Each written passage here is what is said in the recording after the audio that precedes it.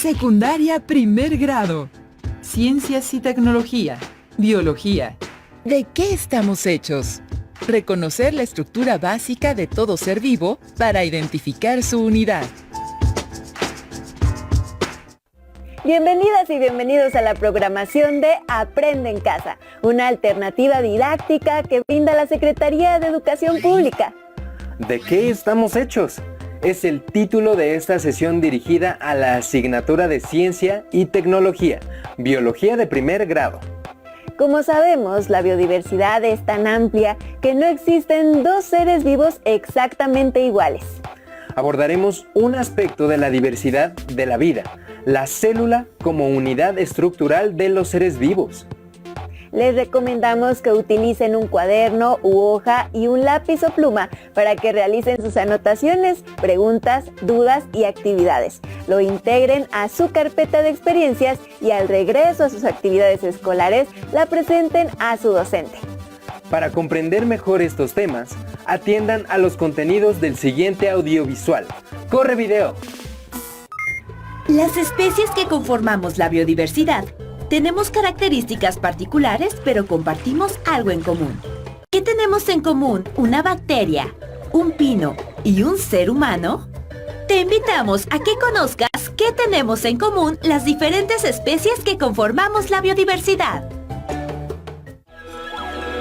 ¿Sabías que todos los seres vivos estamos compuestos por células? Así es. La célula es la unidad de vida, pues contiene toda la información genética que se transmite de una generación a otra. Además, lleva a cabo funciones vitales como la respiración, la nutrición y la reproducción, entre otras que permiten conservar la vida. Según la cantidad de células que hay en un organismo, estos pueden ser unicelulares o pluricelulares.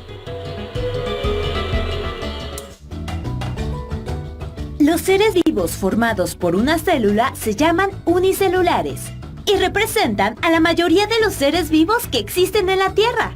Estos organismos tienen estructuras muy sencillas en comparación con los organismos conformados por muchas células.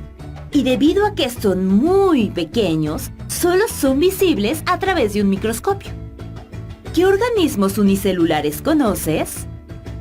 Entre los organismos unicelulares más representativos están las bacterias, los protozoarios y las levaduras. Las bacterias pueden encontrarse en el cuerpo humano, el aire, el suelo y el agua, así como en ambientes cálidos y fríos. Entre los protozoarios están los paramecios y las amibas. Los paramecios habitan ambientes acuáticos ricos en materia orgánica, mientras que las amibas son consideradas parásitos y pueden encontrarse en los alimentos contaminados, así como en el sistema digestivo de los seres humanos. Finalmente, las levaduras son un tipo de hongo y se utilizan para preparar pan. La mayoría de los protozoarios y de las bacterias viven libremente. Sin embargo, algunos pueden agruparse y formar colonias. Ahora, vamos a conocer los organismos pluricelulares. Los organismos pluricelulares están formados por varias células. Incluso, algunos llegan a tener millones. En estos organismos, los diferentes tipos de células que los constituyen llevan a cabo funciones específicas. Así pues, unas células participan en la nutrición y otras en la reproducción. Las células se unen para formar tejidos, órganos, sistemas y finalmente, un organismo pluricelular. Estos organismos se pueden ver a simple vista, y seguro que conoces a muchos de ellos. Por ejemplo, a las algas marinas, a la mayoría de los hongos, a las plantas y a los animales invertebrados y vertebrados, incluido el propio ser humano. Las células de los organismos pluricelulares se especializan para llevar a cabo funciones específicas. En los animales encontramos células musculares, células óseas y células adiposas, mientras que en las plantas ubicamos células que también se especializan para formar los distintos tejidos. ¿Qué otras diferencias crees que hay entre los organismos unicelulares y pluricelulares? ¿Qué tenemos en común una bacteria, un pino y un ser humano? Como ya hemos visto, organismos como una bacteria, un pino y un ser humano tienen en común estar formados por células, aunque las células de estos organismos son muy diferentes. Poseen varias características en común y además llevan a cabo funciones vitales que hacen posible que la vida se conserve. Con lo que has aprendido, ¿cómo distingues a un ser vivo? Como pudieron darse cuenta, una característica común a los seres vivos es que todos estamos formados por células. Existen seres vivos cuyo cuerpo es una sola célula y rebasan el límite de visibilidad de nuestros ojos. Es el caso de las bacterias, los protozoarios y algunos hongos microscópicos, como las levaduras. También pueden encontrarse organismos constituidos por muchas células. Respondan a la siguiente pregunta. ¿Cuáles son las semejanzas y diferencias de los seres unicelulares y los pluricelulares? Veremos a continuación qué características tienen las unidades estructurales y cómo se organizan. Acompáñenos. Observa esta casa que se encuentra en construcción. ¿Cuál sería su estructura? ¿Y cuál su unidad? Si los ladrillos de una casa son la unidad y las paredes formadas por ladrillos son la estructura, en los seres vivos, ¿cuál sería la unidad y cuál la estructura? Vamos a conocer más sobre los conceptos de unidad y estructura de los seres vivos. ¿Qué entiendes por la palabra unidad? Cuando hablamos de unidad, nos referimos a un todo que está integrado, que es compacto y homogéneo, y que para ser dividido tiene que alterarse o destruirse. Por ejemplo, en un rompecabezas, cada unidad está representada por cada una de las piezas, y en un cubo de Rubik, por cada uno de los cubos. Entonces, ¿cuál sería la unidad en una colonia de organismos unicelulares como las bacterias? Exacto, cada bacteria es una unidad. Así que en los seres vivos, la unidad es la célula, la cual tiene el potencial de vivir por sí sola y es capaz de realizar todas las funciones de un ser vivo, como respirar, alimentarse, excretar y reproducirse. Por ello, organismos como las bacterias y las amibas pueden llevar a cabo funciones vitales aunque estén formados por una célula. Mientras que la vida de los organismos pluricelulares, como los mamíferos, depende del funcionamiento adecuado y armónico de cada una de sus unidades, es decir, de cada una de sus células. Ahora conozcamos el concepto de estructura. La estructura corresponde a la manera en que están organizadas u ordenadas las partes de un todo. Por ejemplo, la organización de los ladrillos en las paredes de una casa, o el orden de las piezas de acero que dan sostén a un gran edificio o bien a un puente. ¿Cuál sería la estructura de un organismo pluricelular? En los organismos pluricelulares, las células se organizan para formar estructuras complejas, como tejidos, órganos y sistemas. Por ejemplo, en el ser humano, la estructura que da sostén al cuerpo es el sistema óseo, el cual está integrado por los huesos, además de cartílagos, tendones y ligamentos. Sin embargo, las células también tienen una estructura propia, conformada básicamente por una membrana celular, un citoplasma y un núcleo. La membrana es una estructura que limita a la célula, la separa y la individualiza del ambiente exterior. Todo ello con el fin de regular el intercambio de sustancias entre la célula y su medio exterior. El citoplasma es la zona donde se encuentran los diferentes elementos celulares, llamados organelos. Estos realizan diversas funciones en la célula. Por ejemplo, le dan soporte, forman proteínas y generan energía. Y el núcleo es el sitio donde se guarda la información hereditaria, misma que permite a las células reproducirse, así como transmitir sus características a las nuevas células.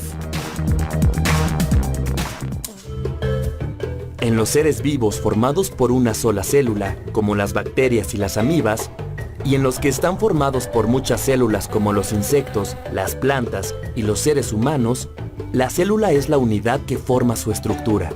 En los organismos pluricelulares, las células forman estructuras complejas, como tejidos, órganos y sistemas, mientras que en algunos organismos formados por una célula, la estructura es la manera como está integrada esta célula, es decir, por la membrana, el citoplasma, el núcleo y los organelos.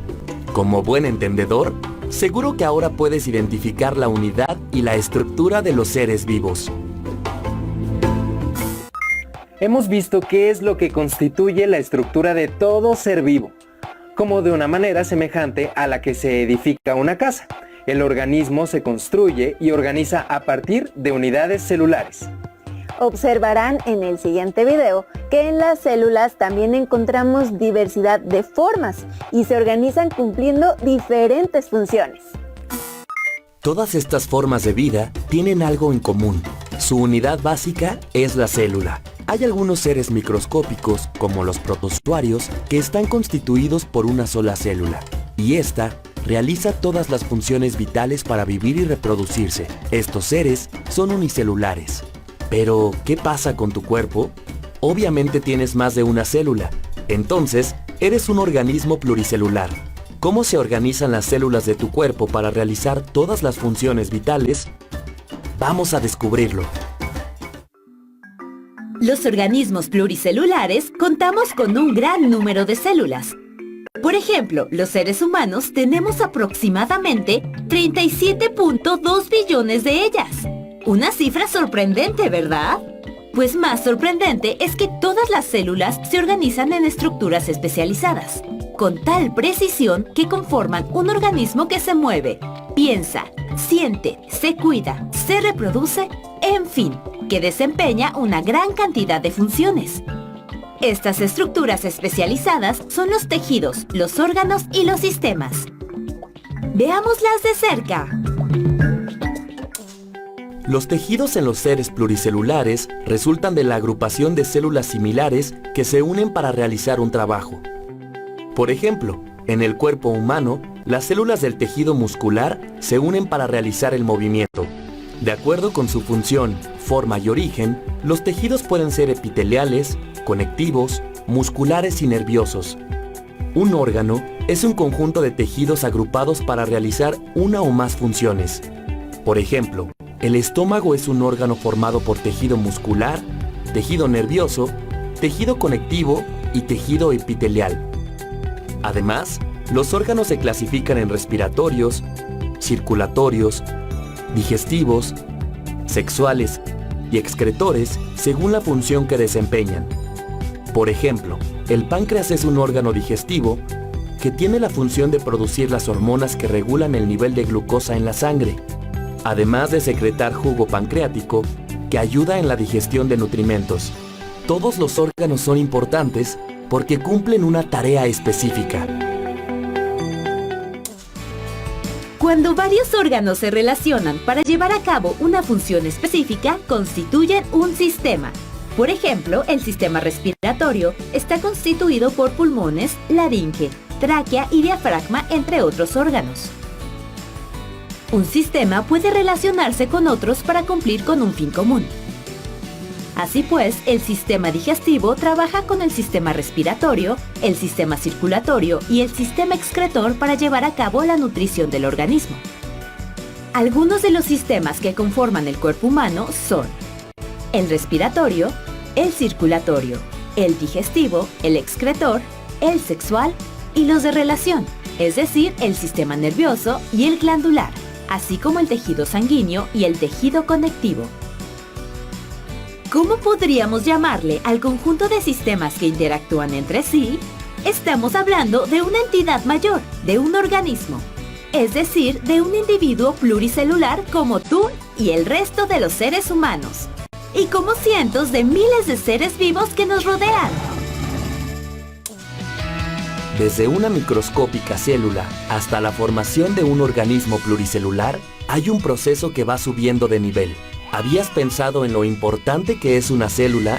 Gracias a ellas, tenemos tejidos, órganos y sistemas que nos permiten realizar diversas funciones. Como vieron, los seres pluricelulares tenemos células organizadas en tejidos, que forman órganos y a su vez constituyen sistemas. Las células participan en el desarrollo de todas las actividades diarias. Veamos cómo lo hacen. Tu cuerpo efectúa diariamente múltiples funciones. Mientras te despiertas, abres los ojos, te estiras y te levantas, En tan solo un par de minutos, múltiples células entran en actividad para que puedas escuchar, ver y moverte. Esto es posible porque las células tienen la capacidad de adoptar diferentes formas y tamaños para atender distintas necesidades. Las células pueden ser planas, cilíndricas, cóncavas, cúbicas o ramificadas. ¿Podrías reconocer a qué tejido corresponden estas células de acuerdo con su forma? Veamos cuáles te son familiares. ¿Qué tal? ¿Acertaste en las respuestas? Si no lo lograste, no te preocupes. Aquí te daremos algunos datos que te ayudarán a conocer un poco más acerca de las células. Las células del cuerpo humano se especializan en determinadas funciones y para llevarlas a cabo tienen una forma adecuada. Veamos esto con más detalle. La célula es la unidad morfológica, fisiológica, genética y de origen de todos los seres vivos. Una de sus principales características es que en su interior contiene unas estructuras pequeñas y altamente especializadas, conocidas como organelos celulares. Cada organelo desempeña una función específica, como generar energía, excretar o absorber determinadas sustancias, moverse espontáneamente o seguir órdenes determinadas. De esta forma, la célula contribuye al funcionamiento integral del organismo. Otra característica importante de la célula es que sabe trabajar en equipo, pues las células similares se organizan para formar tejidos, de los cuales hay 4 tipos principales: epitelial, conjuntivo, muscular y nervioso. ¿Te imaginas cómo funcionan? ¡Vamos a descubrirlo! Las células del tejido epitelial tienen forma plana, de cubo o cilíndrica. Su función es cubrir las superficies internas o externas del cuerpo, como la piel, y lo protegen tanto del medio ambiente como de los microorganismos. Se especializan en elaborar y secretar productos indispensables para el funcionamiento del cuerpo. Por ejemplo, en una glándula sudorípara producen o excretan sudor, y en una glándula salival producen saliva. Las células del tejido conjuntivo tienen forma irregular, estrellada, fusiforme o adiposa. Su función es sostener, unir y proteger el resto de los tejidos. Se encuentran en los huesos y las partes blandas del cuerpo, como los cartílagos de las orejas y la nariz, en los tendones que unen los músculos con los huesos y en la grasa que acumula el organismo para formar el llamado tejido adiposo. Las células del tejido muscular se unen para constituir las fibras musculares que se encargan de realizar los movimientos corporales. Estas fibras pueden ser lisas, estriadas o cardíacas. Las fibras lisas se encuentran en órganos internos como el útero, la vejiga, los vasos sanguíneos, el estómago y los intestinos. ¿Qué tienen en común estos órganos? Todos presentan movimientos involuntarios, es decir, sin percatarse de que se llevan a cabo. Por su parte, las fibras estriadas permiten los movimientos voluntarios, como caminar, bailar, saltar, ya que están adheridas a los huesos por medio de tendones. Estos movimientos se hacen de manera consciente. Las fibras cardíacas forman el corazón y están integradas por células similares a las que constituyen las fibras estriadas, pero con muchos núcleos. Estas fibras se contraen para generar la fuerza necesaria para bombear la sangre a través de todo el cuerpo. Por su parte, las células del tejido nervioso tienen forma estrellada o ramificada y reciben el nombre de neuronas. El tejido nervioso se encarga de coordinar el funcionamiento de los diferentes órganos y sistemas. Impresionante, ¿verdad? Las células del cuerpo humano son mucho más de lo que aparentan, ¿no crees? Como has visto, en tu cuerpo hay células de diferentes formas y tamaños, las cuales se organizan en tejidos que cumplen diferentes funciones. ¿Sabes cuántas células hay en tu cuerpo? ¿Qué necesitan para funcionar? ¿Y cómo debes cuidarlas? Como pudieron darse cuenta, las células se encuentran en todo el cuerpo. Se nutren, respiran, responden al medio ambiente y se reproducen.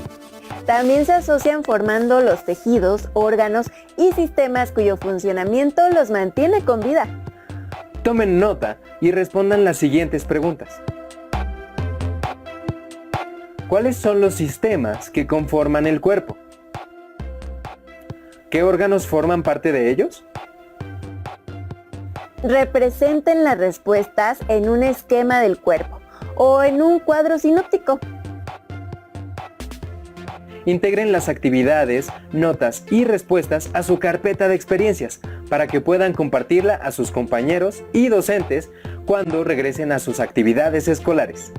Para saber más sobre este tema, les recomendamos la lectura del libro El cuerpo humano de Lori Beckelman. Fue un gusto acompañarlos durante esta sesión. No se pierdan la siguiente de Aprende en Casa. ¡Hasta pronto!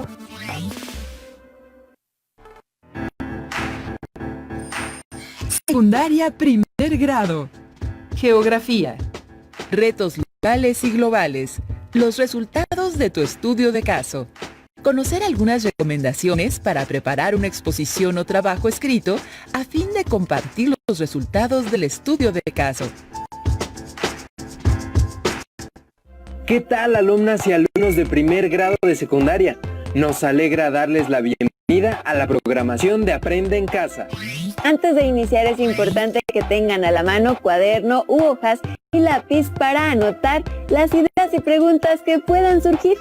Al final de cada transmisión podrán incorporar estos apuntes a su carpeta de experiencias para presentarla a sus docentes, compañeras y compañeros cuando llegue el momento de regresar a sus planteles escolares. El tema que abordaremos en esta ocasión corresponde a la asignatura de Geografía. En específico trata sobre las múltiples perspectivas de un caso o situación relevante a partir de la búsqueda, análisis e integración de información geográfica. Comencemos. En otros momentos, ustedes han explorado algunos de los retos que enfrentamos como sociedad en la época actual.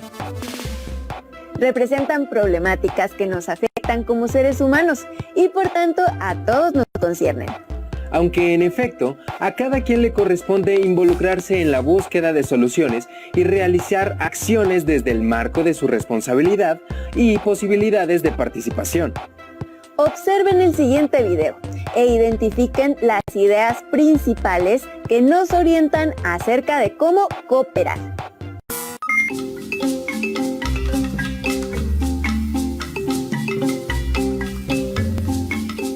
¿Alguna vez has escuchado la frase piensa global, actúa local, por un aprovechamiento local y sustentable? ¿A qué crees que se refiere? ¿Cuál es su importancia? Vamos a conocer las respuestas a estas preguntas. Los problemas por la contaminación y la sobreexplotación de recursos no son nuevos.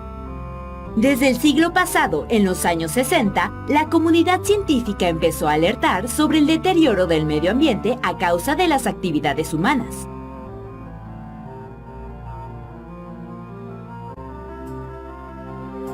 Ante este panorama, en 1969, el estadounidense David Brower decidió fundar la organización no gubernamental Amigos de la Tierra, con el propósito de reunir a personas de diferentes países para impulsar campañas en contra del uso de la energía nuclear y de la caza de ballenas. En el marco de esta organización se creó la frase "Piensa global, actúa local". ¿Qué significa esta frase? Esta filosofía expresa que todos los ciudadanos debemos relacionarnos directamente con los temas globales que afectan y comprometen el futuro de la humanidad. Y de esta manera identificar las acciones que podemos llevar a cabo para preservar el medio ambiente.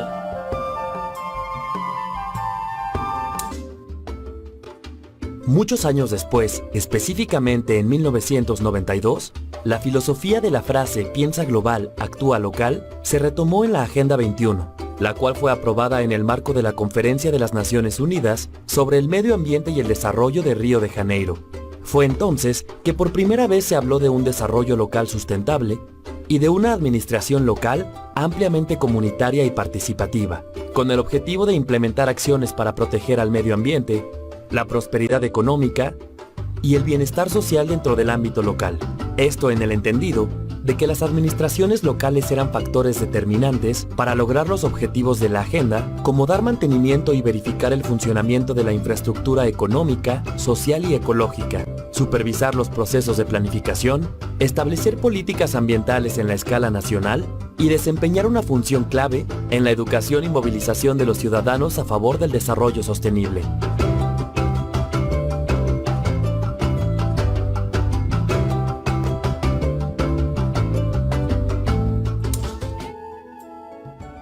¿Y nosotros qué tenemos que ver con la frase piensa global, actúa local, por un aprovechamiento local y sustentable? ¡Mucho! Ya que si cada uno hacemos pequeños cambios en nuestra vida diaria, entre todos podremos conseguir que se solucione un problema global. ¿Con qué acciones podemos contribuir al cuidado del medio ambiente en busca de la sustentabilidad? Entre otras cosas, podemos preferir caminar o ir en bicicleta en lugar de usar el automóvil. Emplear focos ahorradores de energía. Utilizar bolsas reutilizables y evitar el uso de bolsas desechables. Ahorrar agua, así como separar, reusar y reciclar la basura. Imagina qué pasaría si todos hiciéramos cosas como estas.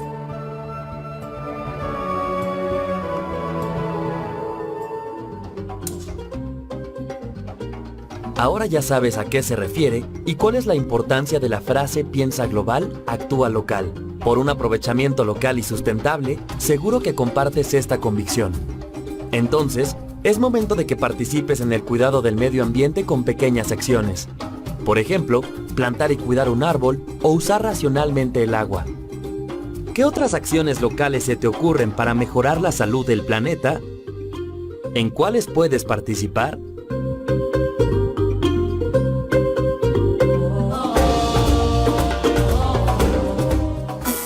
Los problemas que hemos percibido tienen solución y debemos colaborar todas las personas.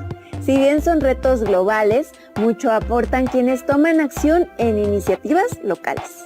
Con acciones orientadas a mejorar nuestro espacio geográfico cercano con y para los demás, contribuimos al bienestar de todos. Para proponer soluciones a un problema hay que analizarlo y buscar alternativas desde diferentes perspectivas y niveles, lo que implica realizar una investigación.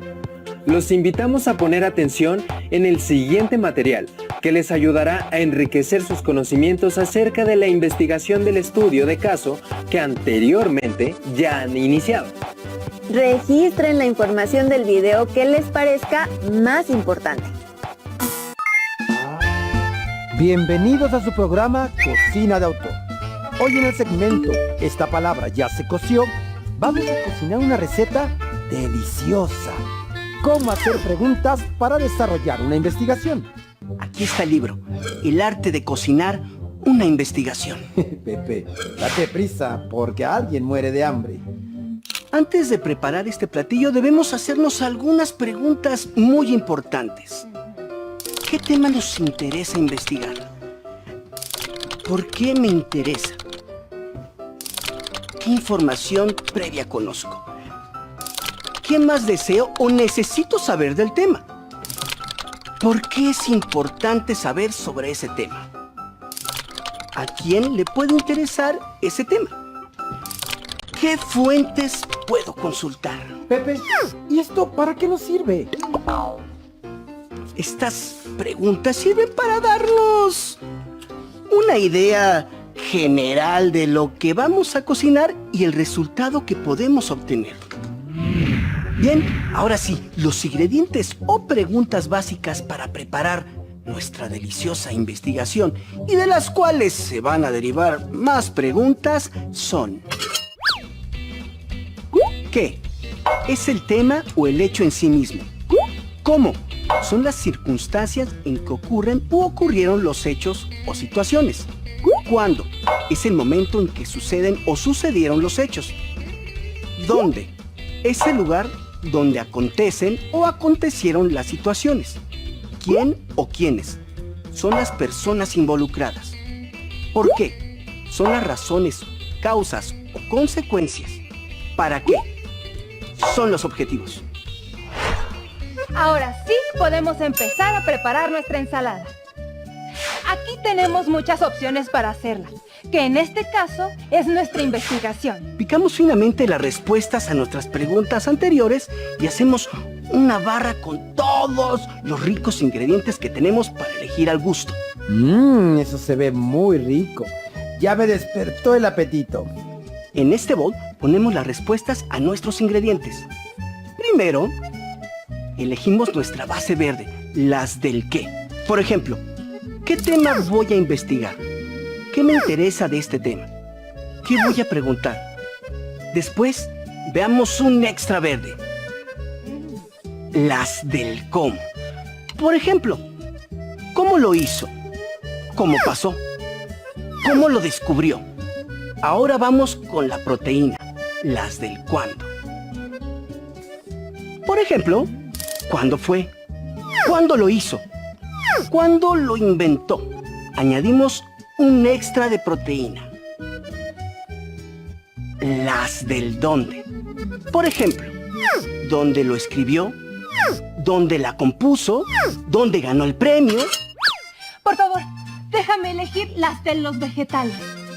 ¿Quién o quiénes? Por ejemplo, ¿quiénes? ¿Quién o quiénes lo hicieron? ¿Quién o quiénes lo descubrieron? Y de crocantes están las del por qué. ¿Por qué es importante? ¿Por qué lo descubrió? ¿Por qué lo escribió? ¡Ah! Y las que me encantan son las del aderezo. El para qué. ¡Ay, este agridulce es buenísimo! Por ejemplo, ¿para qué lo investigó? ¿Para qué lo descubrió? ¿Para qué lo inventó? Por último, todo platillo debe llevar una pizca de sal y pimienta. Servimos a cada comensal y esta palabra ya se coció. Lo que no debemos olvidar es que los ingredientes o preguntas básicas son súper importantes para preparar nuestra deliciosa investigación. Recordemos que el qué, cuándo, dónde, quién o quiénes, por qué y el para qué son las preguntas básicas de las cuales se van a derivar otras que nos ayudarán a obtener más detalles de la investigación. Esto fue su programa Cocina de Autor. Y recuerden que tendremos más recetas en esta palabra ya se coció. ¡Hasta la próxima! ¿Qué les pareció el contenido? Interesante, ¿verdad? Guiar nuestra investigación a través de preguntas. Las interrogantes planteadas en el video corresponden a una investigación escolar de cualquiera de sus asignaturas. Para que la investigación de su estudio de caso cuente con la perspectiva de un análisis geográfico, recomendamos tomar nota y tener presente estas preguntas. ¿Cuál es el problema? ¿Dónde se localiza o cómo se distribuye? ¿Por qué es importante atenderlo? ¿Cuáles son las causas? ¿Qué componentes geográficos intervienen? ¿Qué alternativas posibles pueden instrumentarse? ¿Qué acciones pueden realizar ustedes y su familia para contribuir en la solución? Una vez que cuenten con la información que responde a las preguntas que se plantearon, es necesario que organicen los resultados de su investigación. Lo pueden hacer a partir de un guión que incluya un inicio, un desarrollo y un apartado de conclusiones. No olviden añadir todo esto a su carpeta de experiencias. En el video que les presentaremos enseguida, les explican cómo elaborar ese esquema. El día de hoy, en su programa favorito Cocina de Autor, nos acompañan en el Café de las Musas Sherlock Holmes, el famoso detective inglés, reconocido por su inteligencia, su hábil uso de la observación y el razonamiento deductivo para resolver casos difíciles. Y Kate Ward, la primera mujer detective en Estados Unidos de Norteamérica, quien descubrió el complot de 1861 en Baltimore para asesinar al presidente electo Abraham Lincoln. Con base en su experiencia, ¿de qué manera comparten los resultados de sus investigaciones? Por medio de exposiciones orales, claro. Siguiendo un guión. Un buen guión debe incluir las ideas principales de la exposición, expresadas en forma breve, con una estructura clara en la que las ideas estén organizadas y jerarquizadas. ¿Cómo preparas un buen guión para realizar una exposición oral exitosa? En realidad, eso siempre lo hizo Sir Arthur Conan Doyle por mí. pero puedo hablarte de algunos elementos que siempre es importante considerar en una exposición oral. Lo primero es tener claro cuál es el tema sobre el que vamos a hablar y el público al que nos vamos a dirigir. No es lo mismo hablar al señor juez que a los miembros del jurado. Debemos pensar un título atractivo que sea representativo del contenido de nuestra exposición. Por ejemplo, El sabueso de los Baskerville. Este título dice a nuestra audiencia que el contenido de la exposición estará relacionado con una familia cuyo apellido es Baskerville y con un sabueso. Finalmente, hay que tener en cuenta la duración, es decir, de cuánto tiempo disponemos para nuestra exposición. Muchas gracias por tus consejos. Puedes continuar con tu investigación.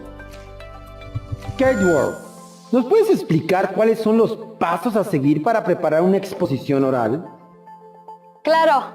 Primero debemos recopilar información del tema elegido. Al hablar en público, debemos tener información actual y verdadera. Por eso es importante acudir a fuentes confiables. Después debemos elaborar un guión. Es importante incluir recursos de apoyo, es decir, todos aquellos elementos que faciliten nuestra exposición. En la exposición oral debemos usar un lenguaje comprensible para nuestra audiencia y es importante utilizar la terminología propia del tema. Sherlock Holmes, tú que eres tan observador, ¿has descubierto si se utiliza algún patrón que ayude a organizar las ideas para una exposición oral? Elemental, mi querido narrador. Desde Aristóteles los discursos se estructuraban en 3 bloques. Introducción, desarrollo y conclusiones. En la introducción se saluda al público, se busca llamar su atención, se presenta el tema principal y los objetivos de la exposición. Durante el desarrollo se enuncia la idea principal, se exponen las ideas secundarias y se aportan argumentos que justifiquen las afirmaciones presentadas en la exposición.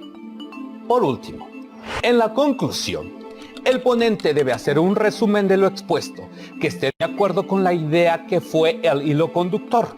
Agradecer al público presente y, en caso de ser posible, invitarlo a participar en una sesión de preguntas y respuestas. Muy bien, qué buena exposición oral hicieron. Felicidades a ambos. Muchas gracias, señor narrador. Usamos nuestros guiones. Kate Ward, me gustaría que nos regalaras algún pensamiento que inspire a los alumnos para realizar sus exposiciones orales. Claro, con gusto. La peor lucha es la que no se hace, dijo Karl Marx. ¿Y tú, Sherlock Holmes? ¿Con qué frase cerrarías tu participación en el programa de hoy? Con una frase mía. Las cosas deben hacerse decentemente y con orden. Por hoy nos despedimos de su programa. ¡Hasta la próxima! El guión que realicen les servirá como registro de los resultados de su investigación y evidencia de su trabajo. Además, les permitirá estar preparados para que al volver a las aulas hagan una exposición ante su docente, compañeras y compañeros. Les invitamos a que junto con su familia continúen con la investigación del estudio de caso que anteriormente iniciaron y consideren las recomendaciones que se revisaron en esta sesión. Complementen su guión o reporte de investigación con mapas o croquis, fotos, esquemas, cuadros y todo lo que consideren necesario para mostrar sus resultados. Guarden su trabajo y productos en su carpeta de experiencias para compartirlos con su docente cuando regresen a clases.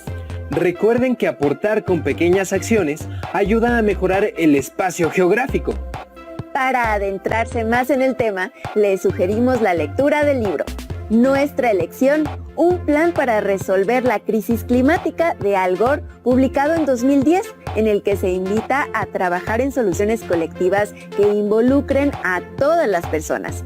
Esta obra forma parte de la serie Libros del Rincón.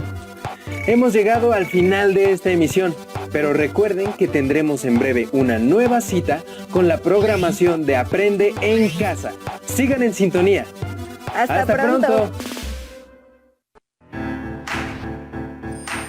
Secundaria primer grado. Matemáticas. Sucesiones con progresión aritmética. Practicar el uso de las sucesiones con progresión aritmética para la solución de problemas cotidianos.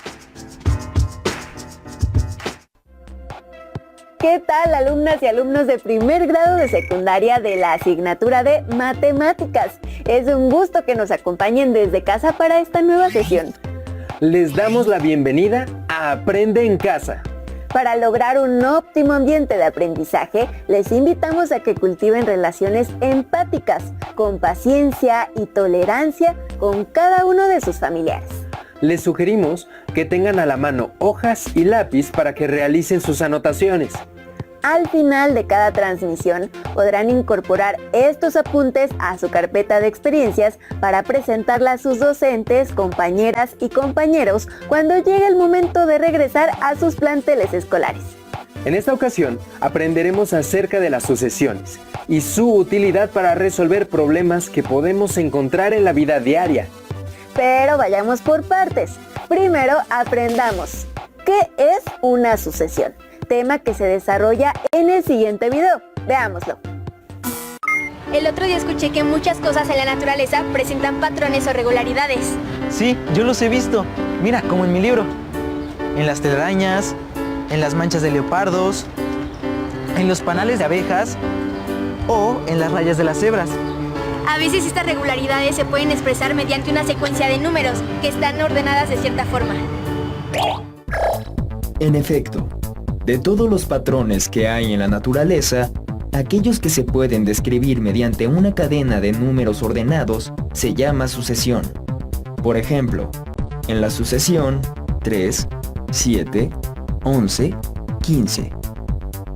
Sus elementos están ordenados porque todos sus términos se generan mediante una regla, la cual establece un orden ascendente en este caso.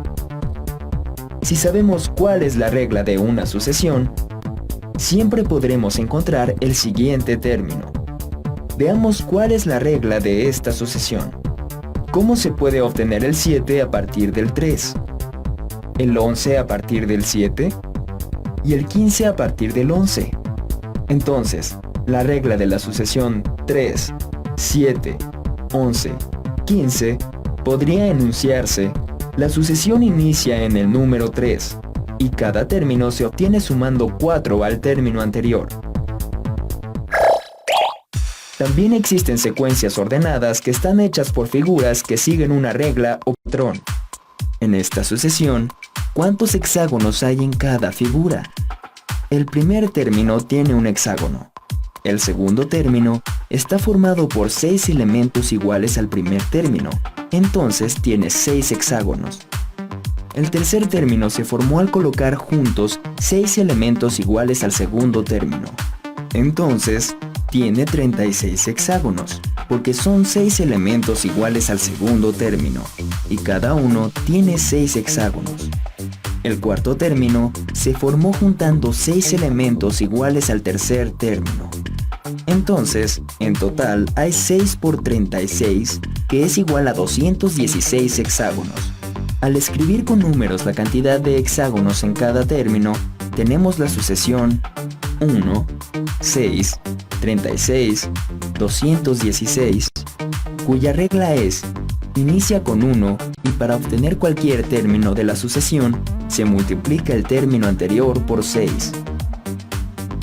Una sucesión especial que es muy conocida, dado que se encuentra en muchos patrones de la naturaleza, es la sucesión de Fibonacci. Cuenta la historia que en el siglo XIII, Leonardo de Pisa, mejor conocido por Fibonacci, utilizó en su libro Liber Abaci la sucesión que hoy lleva su nombre, como solución de un problema de cría de conejos. Inicia con 2 unos, y a partir de estos, cada término de la sucesión es la suma de los dos anteriores. 1 más 1 son 2, 2 más 1 son 3, 3 más 2 son 5, 5 más 3 son 8, 8 más 5 son 13, 13 más 8 son 21.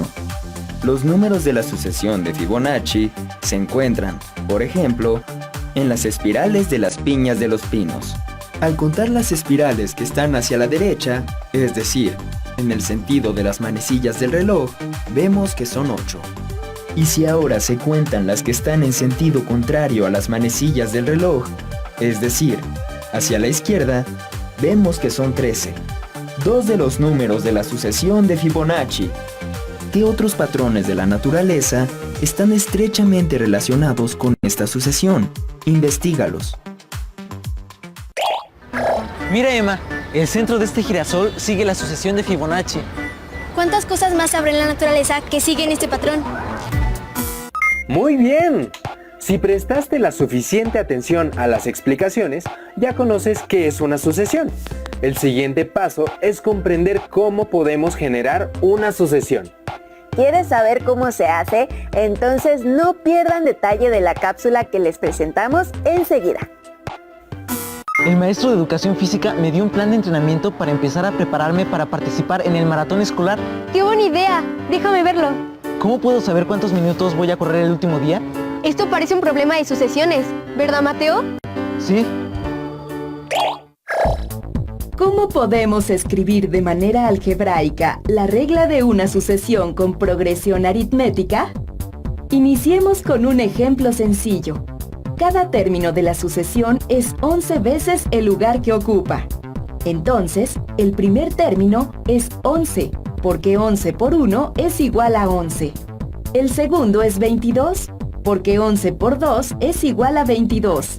El tercer término es 33, porque 11 por 3 es igual a 33. Y así podemos seguir hasta obtener, por ejemplo, el término que ocupa el lugar 20, que será 11 por 20, que es igual a 220. Entonces, si denotamos por n el lugar que ocupa el término en la sucesión, tenemos que la expresión 11n es la regla de la sucesión. Ahora, la regla verbal de la sucesión es: el primer término es 7 y cada término de la sucesión se obtiene sumando 6 al número del término anterior. El primer término es 7, el segundo es 7 más 6, que es 13. El tercero es 13 más 6, que es 19. El cuarto es 19 más 6, que es 25. El quinto término es 25 más 6, que es 31, y así sucesivamente. Para encontrar el término que ocupa, por ejemplo, el lugar 20 o el 25 con esta regla verbal, podríamos escribir todos los términos anteriores a ellos, lo cual es poco práctico. Entonces, veamos cómo podemos expresar la regla verbal de manera algebraica para encontrar cualquier término fácilmente. El término que está en la posición 2, el 13, se obtiene sumando 6 al 7. Para obtener el término que está en la posición 3, que es el 19, se suma 7 más 2 veces el 6. Para llegar al 25, que es el término que está en la posición 4, se suma 7 más 3 veces el 6. Para llegar al 31, que es el término que está en la posición 5, se suma 7 más 4 veces el número 6. Así tenemos esta relación. Entonces, si denotamos por n el lugar que ocupa cualquier término en la sucesión, tenemos que la regla es: al quitar paréntesis se obtiene, al simplificar se obtiene. Con esta regla podemos encontrar cualquier término de la sucesión sin necesidad de escribir todos los términos anteriores a él. Por ejemplo, el número que ocupa el lugar 20 en la sucesión será el 121. El 151 es el que ocupa el lugar 25, porque es el resultado de sumar 6 por 25 más 1. Así concluimos que la expresión 6n menos 1, donde n indica el lugar que ocupa cualquier término de la sucesión, es la regla de 7, 13, 19, 25, 31.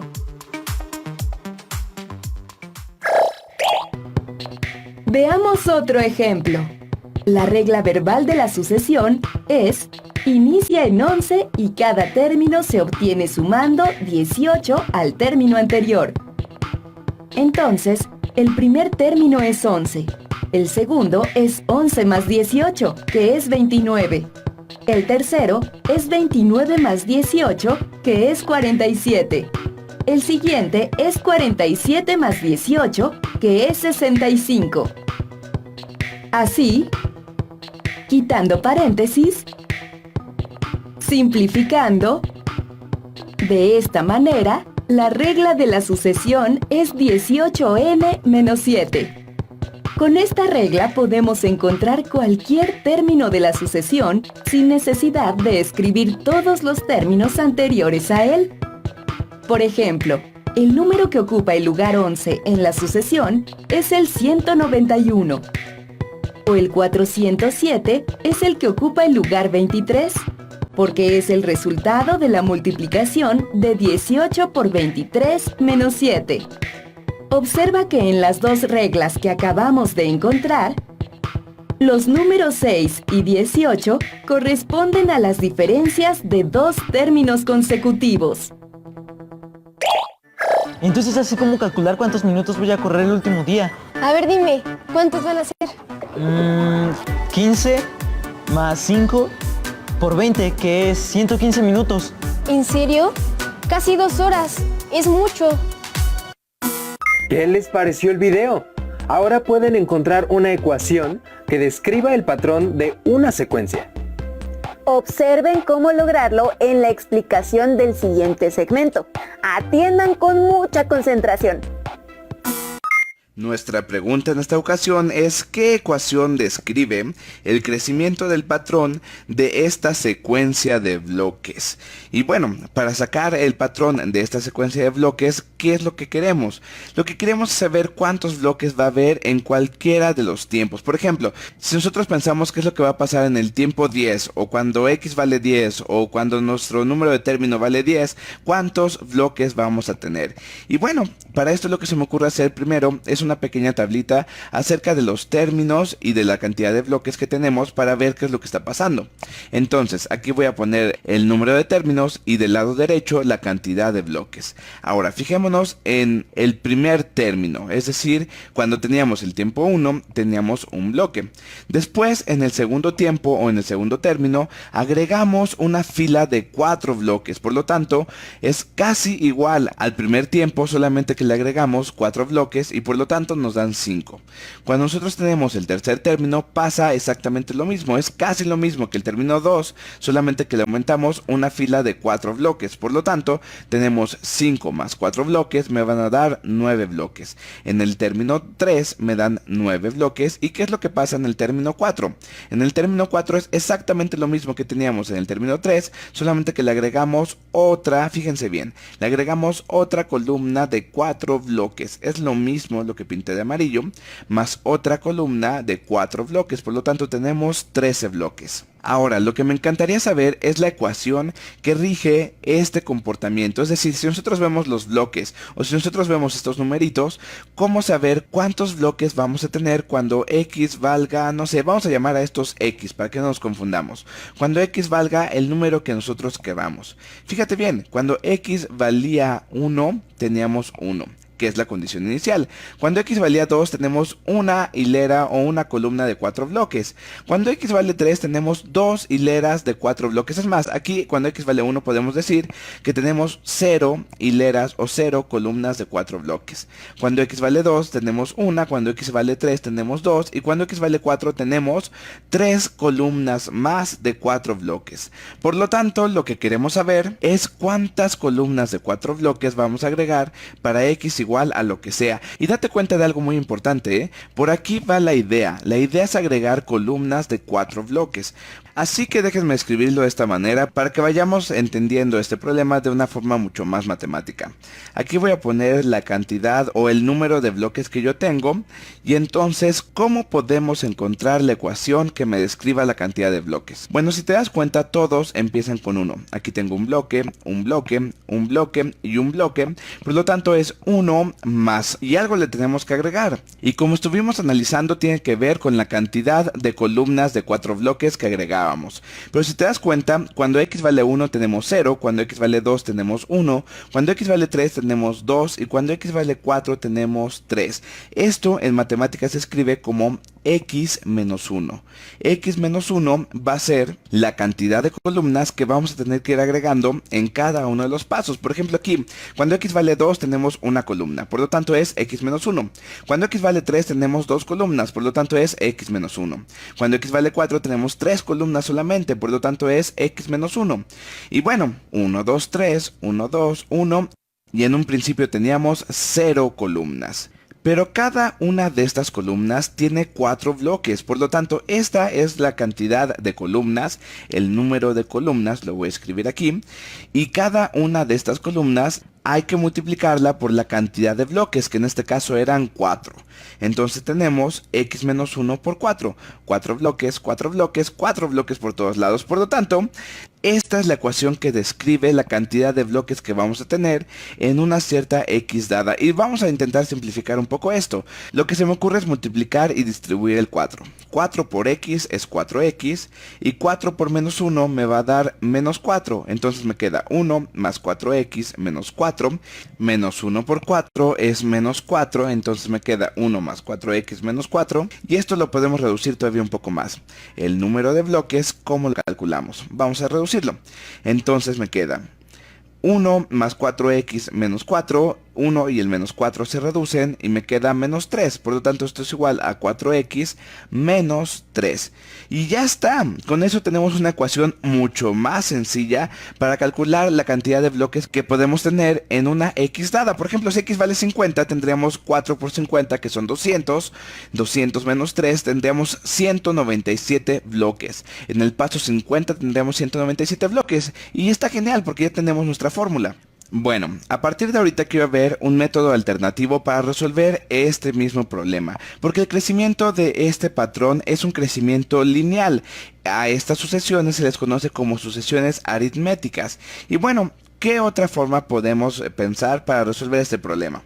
Lo que se me ocurre es que como el crecimiento es lineal, pensemos en cuánto vale la pendiente. La pendiente es un concepto que vamos a utilizar y la pendiente la sacábamos como la cantidad de bloques, en este caso, la cantidad de bloques que nosotros cambiamos de uno a otro entre la cantidad de x que vamos a cambiar de un valor a otro. ¿Qué quiere decir esto? Si nosotros calculamos la pendiente, entonces vamos a saber cuánto cambian los bloques a comparación de cuánto es lo que está cambiando la x. Esa es la definición de pendiente, por lo tanto vamos a hacerlo. A ver, la cantidad de bloques, ¿cómo cambian? Delta de los bloques, es decir, la diferencia que hay entre 5 menos 1. Entonces vamos a dividir. Abajo me queda 2 menos 1, estoy comparando el tiempo 2 con el tiempo 1 y arriba me va a quedar cómo cambian los bloques, 5 menos 1. Y por lo tanto vamos a ver, 5 menos 1, pues esto es muy sencillo, es 4, 2 menos 1 es 1 y 4 entre 1 es 4. Es decir que la pendiente de esta recta o de este cambio lineal es 4. Y esto ya lo sospechábamos porque cada vez que nosotros aumentábamos en 1 un valor de x, nosotros lo que aumentábamos era una columna de 4 bloques. Porque la forma alternativa de resolver este problema es la siguiente. Yo voy a decir que el número de bloques va a estar dada por una ecuación de una recta, porque tiene un comportamiento lineal. Y una recta se ve como la pendiente que multiplica x, es decir, 4 que multiplica a x al tiempo dado o al término dado, más una constante, mx más b. 4x más b es la ecuación de una recta. Tenemos que la pendiente vale 4, ahora lo que habrá que investigar es cuánto vale b. Para sacar a b, lo único que hay que hacer es agarrar un punto, o dicho de otra manera, agarrar una x y una cantidad de bloques. Por ejemplo, en este caso, x va a valer 1, b no sabemos cuánto vale, y la cantidad de bloques va a valer también 1, porque lo que nosotros ya sabemos es que en el término 1 la cantidad de bloques es 1. 1 es igual a 4 más b, y si despejamos de aquí a b me queda que menos 4 y menos 4 de los dos lados, 1 menos 4 me va a dar menos 3 y 4 menos 4 se cancela, entonces de este lado solamente me queda la b y ya la tengo. B vale menos 3, ya con esto calculé cuánto vale b. B vale menos 3 y ya con esto tengo la ecuación de una recta. mx más b. Y espero que esto no te haya confundido mucho, porque si te confundió puedes utilizar lo que vimos en un principio. Pero lo que yo te quiero contar es lo siguiente.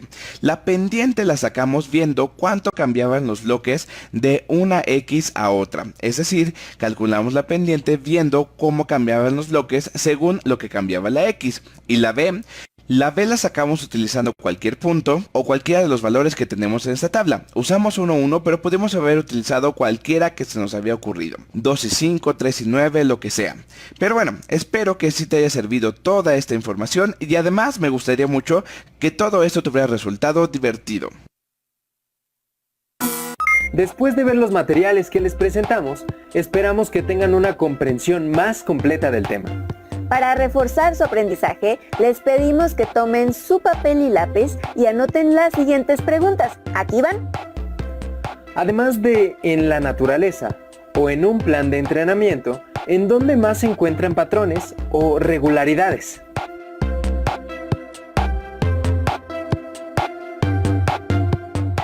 ¿Cómo calcularían su patrón?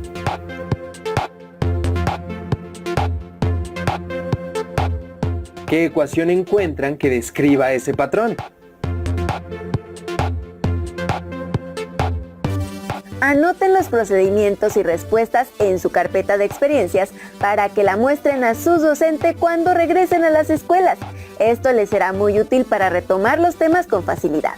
Para que se sigan instruyendo sobre sus sesiones, les recomendamos el libro Los números, de los naturales a los complejos, de Matías Graña. Particularmente les será de beneficio el capítulo 6, que aborda de manera amplia diversos ejemplos sobre el uso de las sucesiones. Muchas gracias por acompañarnos.